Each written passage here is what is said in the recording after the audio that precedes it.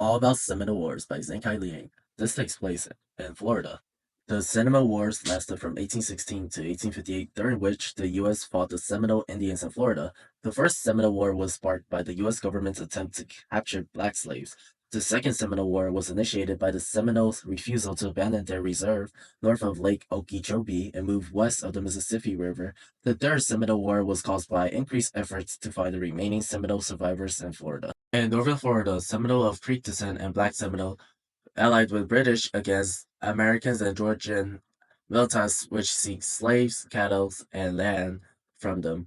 A U.S. troop attack in 1816 destroyed a refuge for escaped slaves, killing 270 people, which provoked retaliatory actions by Seminole raids on American settlements. The First Seminole War ignited in November 1817 after a U.S. military attack on Cowtown, further escalating when Seminoles attacked a boat near Fort Scott, killing 43 people. The conflict concluded with the 1819 Transcontinental Treaty signed by Andrew Jackson, which secured Florida for the U.S. and led to the destruction of Seminole villages. The Second Seminole War, sparked by Day Massacre, was the longest of Indian removal wars. It forced the Seminoles to relocate west of Mississippi, despite the Indian Removal Act of 1830 mandating their move within 3 years of the 1832 Treaty of Payne's Landing, and subsequent pressure into an agreement in 1833. The Seminoles resisted. This conflict resulted in deaths of 15,000 U.S. soldiers and an unknown number of Native Americans.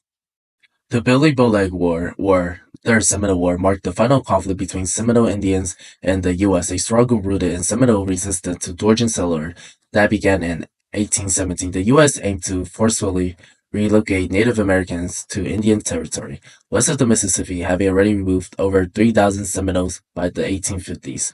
This war was ignited when U.S. surveyors, led by Colonel Harney, destroyed Chief Billy Bowleg's banana plantation, prompting strong Seminole defiance. Persistent U.S. military campaigns decimated the Seminole population to a mere 200 to 300 people.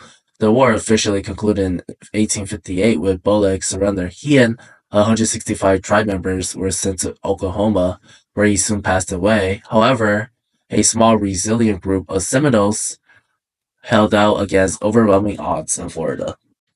Important figures in the First Seminole War. The First Seminole War was led by General Andrew Jackson from 1817 to 1818. The targeted key Seminole locations driving the tribe south into Florida. After that, East Florida was then taken over by the U.S. In 1835, Duke and Lamont clan led a successful battle at Ocala during the Seminole Wars. In 1836, he retired from military service and became a planter before becoming a congressman, advocating for federal compensation for Georgia's Seminole War expenses. Ocala, a Creek who joined the Seminoles, became a skill hunter and war leader. He led his troops to victories against the U.S. troops in the Seminole War. In 1837, he was captured under a flag of truce by Thomas Jessup and died in prison at Fort Moultrie, South Carolina. His imprisonment caused public outrage, but he was a symbol of resistance. Billy Bowleg led the Seminole in the Third Seminole War. He and his group surrendered on May 7, 1858. They sailed abroad the Great Cloud at Egmont Key, heading to Indian Territory.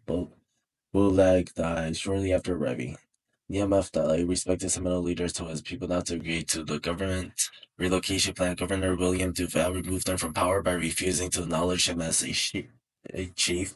Tugosi Mefta was a Seminole chief who saved several white prisoners from death. He was killed by opposing Seminoles after supporting their relocation west. The First Seminole War ended in 1819 with Florida's transfer from Spain to the United States. It resulted from General Andrew Jackson's invasion and negotiations over runaway slaves and land control, marking a key event in American frontier history. The Second Seminole War was declared over on August 14, 1842, when peace was declared by Colonel William Jenkins Worth. While no formal treaty was signed, the conflict, which lasted over 6 years, ended with only a few hundred Seminoles remaining in Florida. The Third Seminole War was ended with the U.S. government compensating the most resistant group of refugees to relocate. Chief Billy Bowleg and approximately 165 Seminoles were moved to Indian Territory. Even after the war, and some Seminoles stayed in Florida, especially in the remote Everglades, maintaining a legacy of resistance that had characterized their history for decades.